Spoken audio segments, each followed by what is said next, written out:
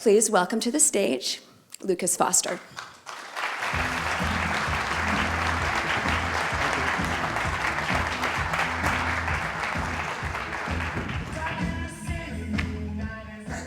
Oh my God.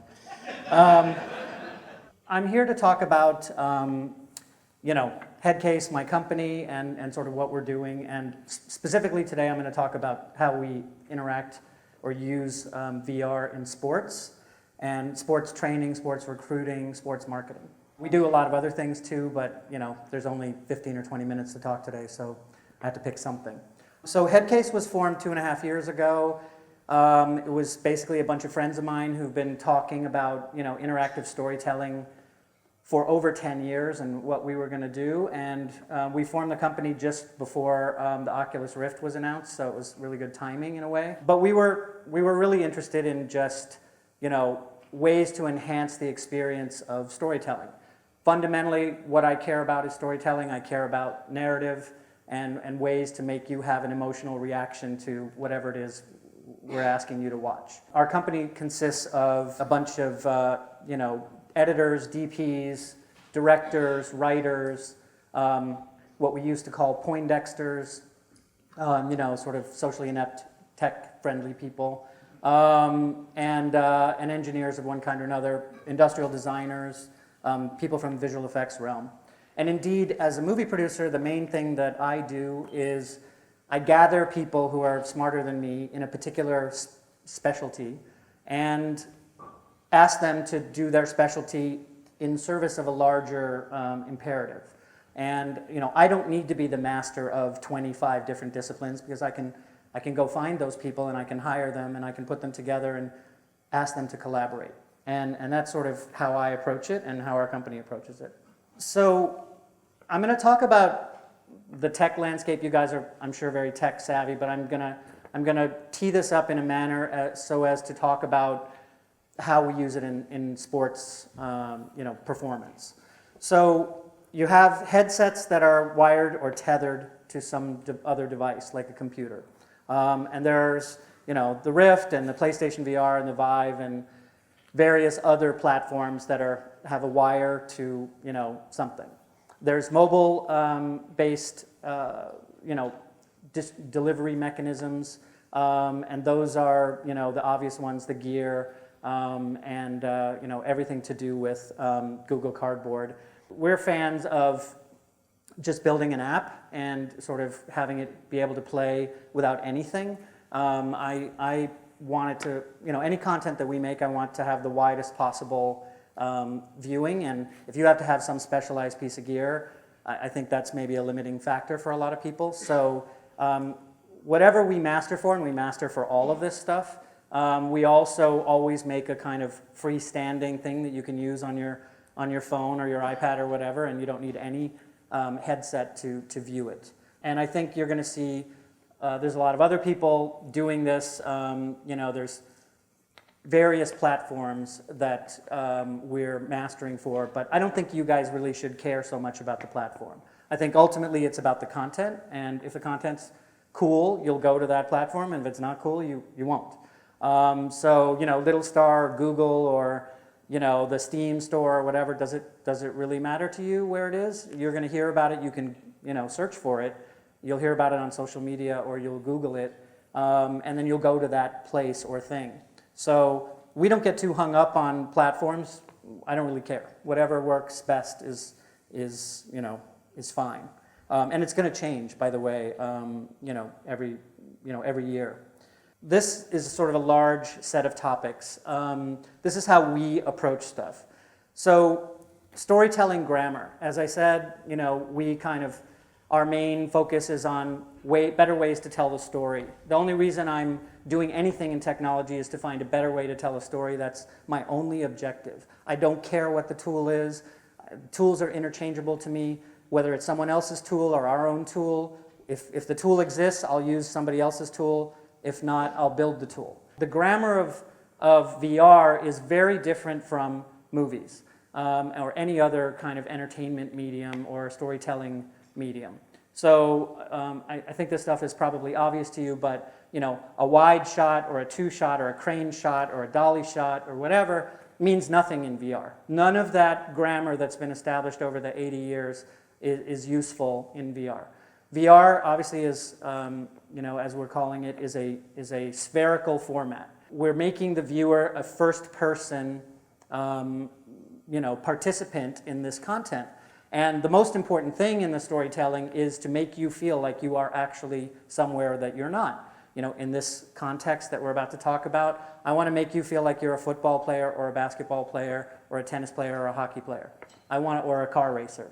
I want to make you feel like you are there, you are inside the experience, unlike in the rectangular formats where we're looking at you, we're in a third-person experience, we're looking at something happening over there, and we are the director, we are shaping the experience to give you a feeling or set of feelings. In the spherical format, we're putting you in the experience. It's like you are there, you're a participant, and it matters actually where we put the camera. If the camera's too high, you feel like a ghost. If the camera's too low, you feel like a midget, or you just literally feel disconnected from the experience. If we move the camera laterally too much, it'll make you ill.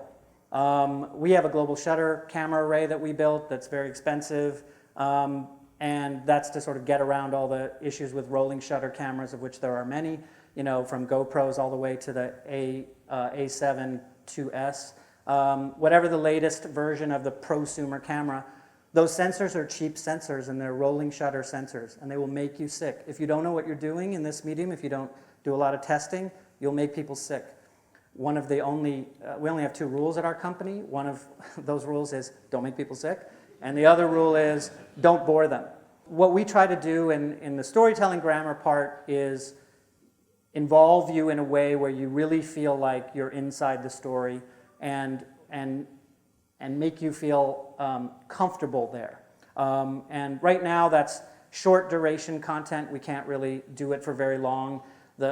Actually the goggles are a big restriction.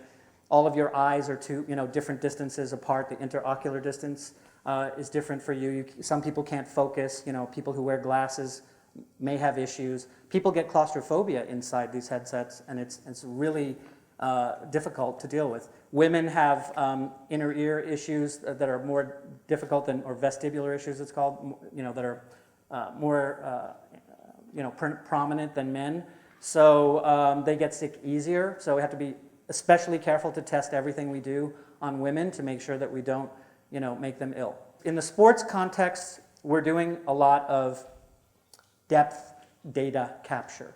So we have a Velodyne sensor and another sensor, proprietary sensor, on our camera array. We are capturing depth data in 360 degrees that is synced via various means, timecode being one of them, together with the visual data. So later we can go back and if we are doing a sports training evolution, I can go back and I can tell you how far that football was thrown. I can tell you the speed that it was thrown at. I can tell you how many seconds it was in flight. I can tell you how far away it is. I can tell you where the 50-yard line is in relation to the camera, or the 5-yard line, or the end zone, or the goal post, or anything you want to know. We can do that today. Doing a lot of analytics on this data. So the performance of the athlete is kind of the thing that everybody is after, and in the sports context. So we're very concerned with how the athlete is performing, whether that's a student athlete or a professional athlete. And we are providing a lot of data that maybe they don't know what to do with, so we are crunching that data for them. And I have an engineering background, which I infrequently use to surf the web and find interesting things. And the analytics part is probably the most interesting part of this type of capture, because in a movie or television context, we're not capturing depth data. We don't have a use for it. We might, for a visual effects shot, want to LiDAR a set or whatever. Sometimes we'll build a virtual set before we build the real set. But generally speaking, with live action photography, we don't really care so much about this data. In the VR context or in the 360 world, the data is very valuable in our opinion. So we are taking that data and we are ingesting it, and then we are outputting it in various ways that are useful to coaches and useful to athletes. We're also busy, it's very hard to see in 360 degrees when you're shooting. In our particular camera array, we turn the cameras on their side. So these are rectangular format sensors. There's 17 cameras on our particular system, the Headcase VR rig. We turn the cameras vertically so that we get the stitch line to be above and below your face. Humans have a very good perception of when people's faces are somehow off. And obviously having a stitch line running through someone's face is not an ideal way to look at them. So when we turn the cameras on their sides, one of the things that happens is you can't really see.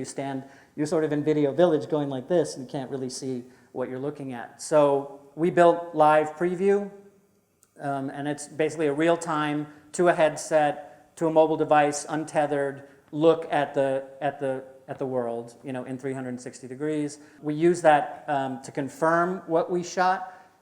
We use it with recorded data to kind of like do a preview of what we want it to look at, which is to say we edit it. We edit the rough stitched image.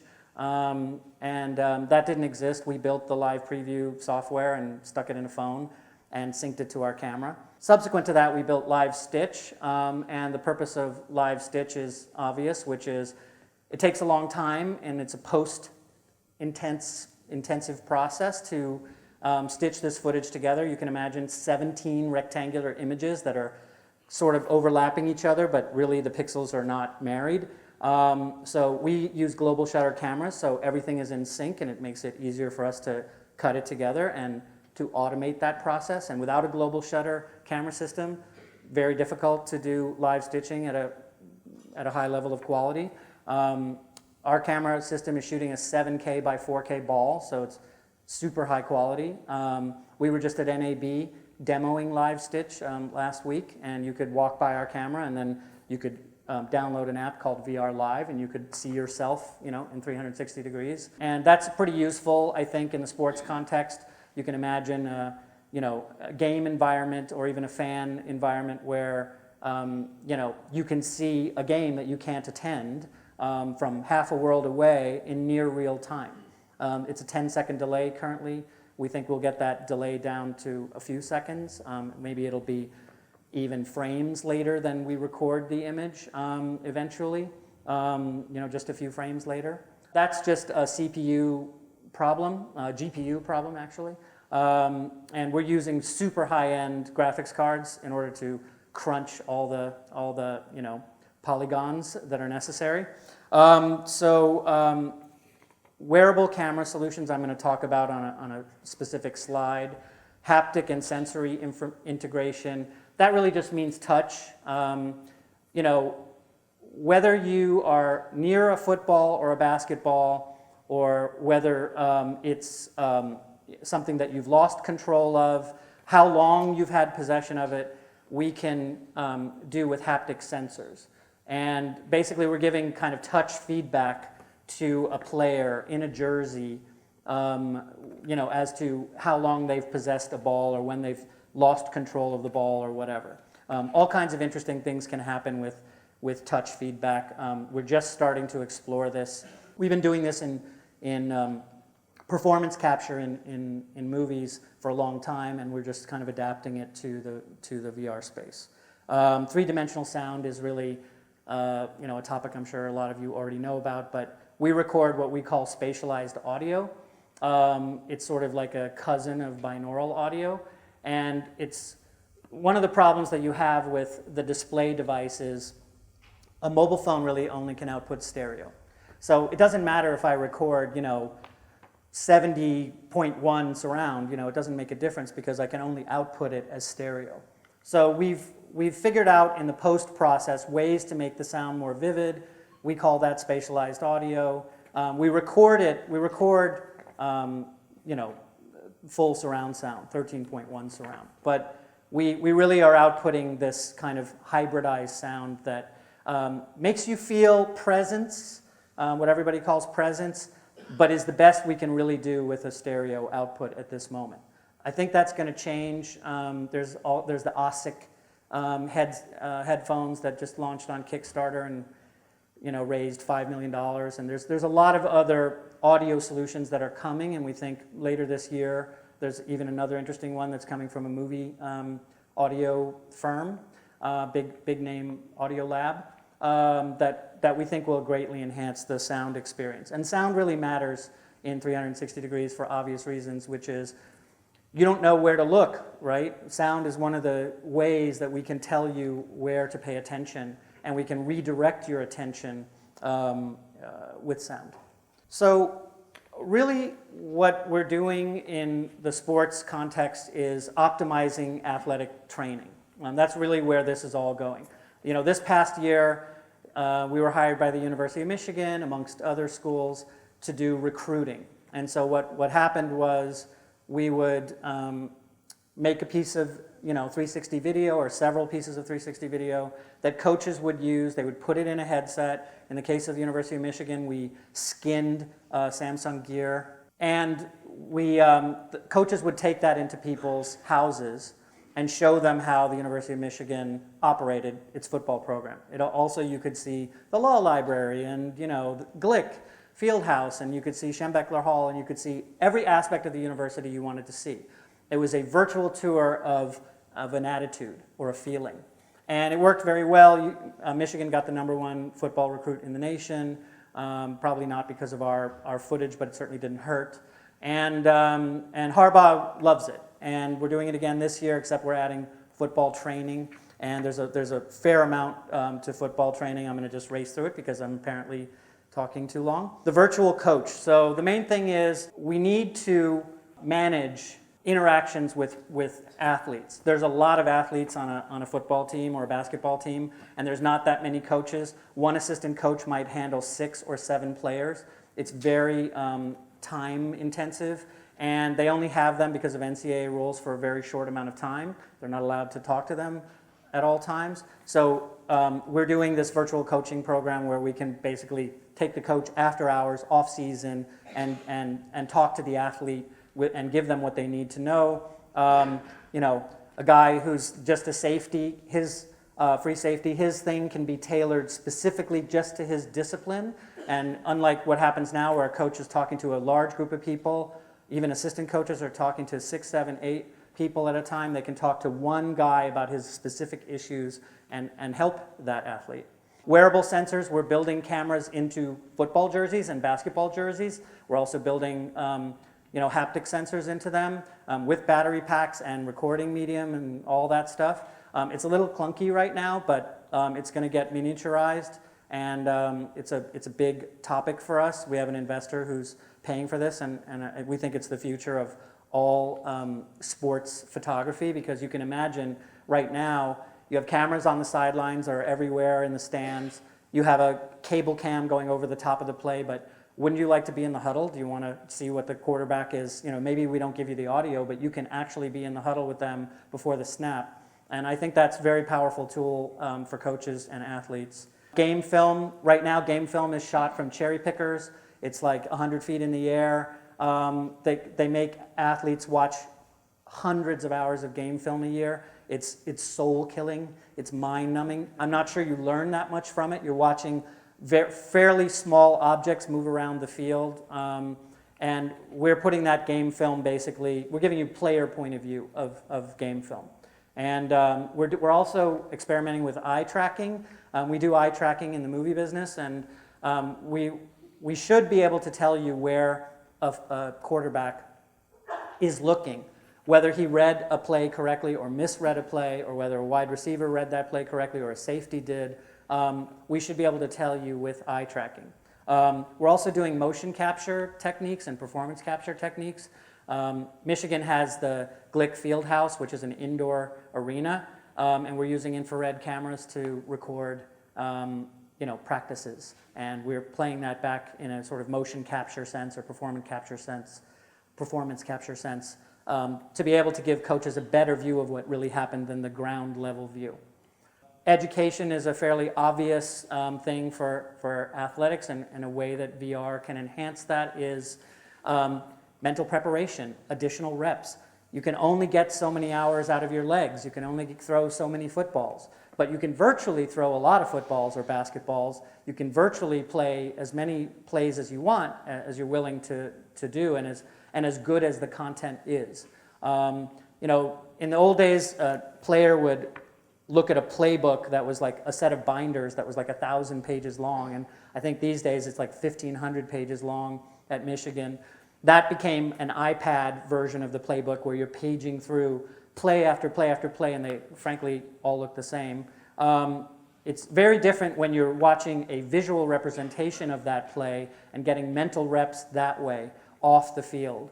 This is applicable to a lot of other disciplines, and we're using it in a lot of other places for the military and in travel and other things, but it's particularly useful for sports. Recruiting is already established to work pretty well. Training we're doing now. Fan engagement is a big thing that is coming. We're talking to an NFL team about building a 360-degree theater where when you're in the stadium, you can walk into this theater and be on the field and see basically what a football player sees, see the locker room, see the coach, see the weight room, see all the athletic performance training and that is going on, and sort of get a behind-the-scenes look, if you will, at how football really operates. And they think it's powerful, and so do we. In the movie world, we're doing that with a kind of a 360 IMAX theater that's going to be in China. And there's some interesting other 360 theater environment, theme park type stuff that's going on that is very applicable to sports. Retail. Imagine that you go into a store and instead of just talking to a regular sales associate, it's LeBron James selling you a pair of shoes. He's telling you why you should buy those shoes, why he wears them, and you're having a first-person interaction with him, or any sports star in any discipline. We're doing a pilot project that's exactly like that right now with a famous personality for a famous brand that's based in Portland. And there's some really interesting things coming on the retail side where a 360 view of it is a better simulation of how I'm going to use that piece of sports performance gear than I can ever get by just trying it on in a store, having someone, or looking at an ad, a sort of a print ad. So I think that you're going to see retail experiences greatly change over the next couple of years here in Portland and elsewhere, where it'll be more immersive, and you're going to be, you're going to want to buy that thing that LeBron or Dwight Howard or whoever is selling you. Thank you.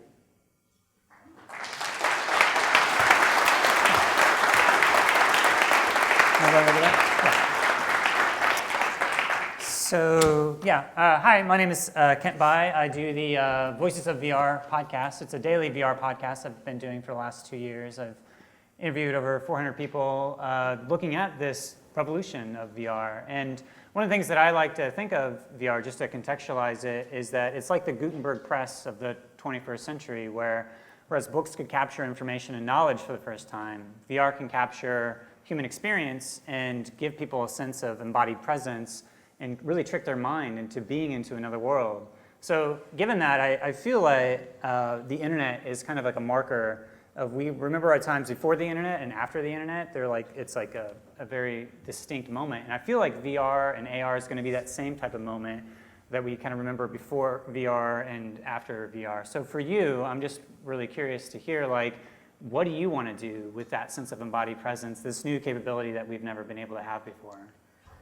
Yeah, look, again, as a storyteller, my focus is on how can I make you have a better experience, a more memorable experience than you can have now. And one of the things, if you go to the Colosseum in Rome and you physically walk through that space, it creates a memory. And that memory is durable, it lasts, and will stick with you and has more meaning. And right now, when you watch something in a rectangular format, it's not really a good simulation of reality. It doesn't really trigger a memory in the same way, and I don't think it's as durable. So my interest in this medium, and I do agree with you that it's like pre-internet and post-internet. It's like the birth of television or the internet. It's an entirely new way to communicate with people. And I think that in trying to trigger an emotion in the viewer, it's a more effective tool for triggering that emotion, and whatever that is, fear, sadness, excitement, or whatever. And it's something that you will feel more vividly.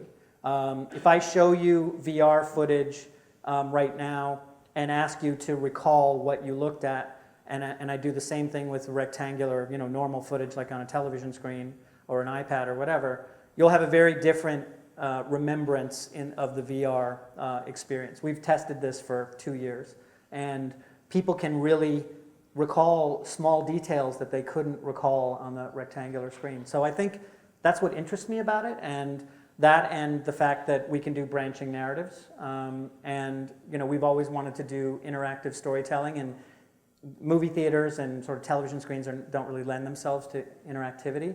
But in this medium, we can do that more effectively. Cool. I think I have time for like 1 or 2 more questions, and then we'll have to wrap up here. But in terms of that, for me, I think that VR, the capability that it has for interactive engagement, it goes way beyond what film can do. However, there seems to be like this trade-off between in film, you are passively receiving a story and you can really empathize. And the more that you engage and interact with something, then it becomes more of a game where it's more about your own personal exertion of will into an experience. And so it's a really challenging thing to be a storyteller and also add all this interactivity. And so for you, what have been some of the most, the best examples of interactive stories that you've seen using virtual reality, and where you want to take it? Listen, I think most of the action in interactive storytelling is in gaming right now. There's not a lot of live action, fantastic live action, experiences to be had. I'm trying to work on that and correct that, obviously. But in a game environment, for years and years and years, it's basically a spherical environment. You're using a motion controller, your thumbs, right, to look around and point your gun or point your character in a particular direction. And, depending on your actions, you get a payload of some kind. You get to advance, or you get to go back, or your character gets killed and has to respawn, or whatever. I think that we're seeing these sort of hybrid products coming along that are kind of part game and part narrative. And I think you're going to see a lot of that. I know of 2 really cool projects that are coming down the pipe right now.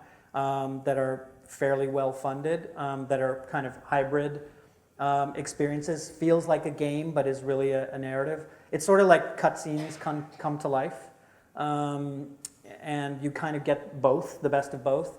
And I think you're going to see a lot more of that. You're going to see, Madden football in full VR fairly soon. And the final question, and I think we have to wrap up, is that there's a company out there called Striver, and they're out of Stanford, and they essentially use these 360 cameras to record footage of football players. And so as a football player in college, you can only practice for like, say, 20, 22 hours a week, but they're able to watch this VR footage and get all this extra training. And so they've been able to do that and spread into the NFL. So I'm curious, it sounds like you're doing something very similar of just essentially taking 360 footage, using it for training in football. So why do you think, or how do you think you're going to be able to compete with Striver, and what is it that's going to, if anybody can just put a 360 camera on a football field, then what is it that's different that you would need a company like this? Yeah, look, in all humility, Striver is a company founded by a football coach and a football player. They're not exactly genius storytellers. They're football players, and they're oriented towards really only football. Our company and some other companies like Eon, and there's a whole bunch of companies, are doing a lot of different sports, not just football. And they're also looking at it from more of, as I said earlier, from a storytelling perspective. How can I impart information in a useful way to an athlete, let alone a student athlete? Okay, you're talking about a highly distracted, very busy person. A student athlete has like no free time. I mean, literally none. They're like 24/7 in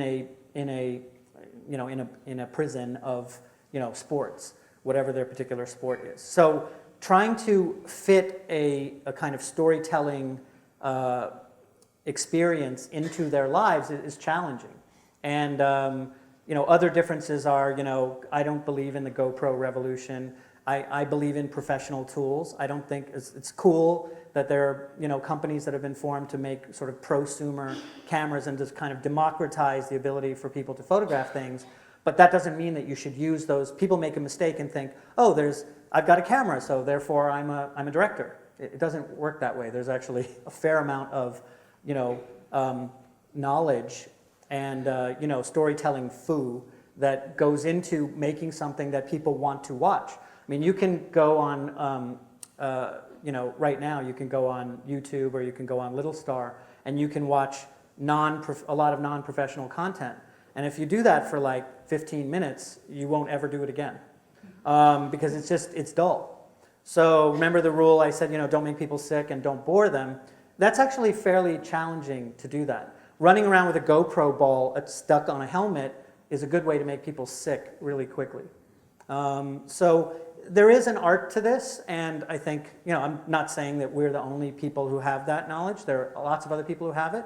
It's all in the way that you kind of put these things together that sort of separates the men from the boys, if you will.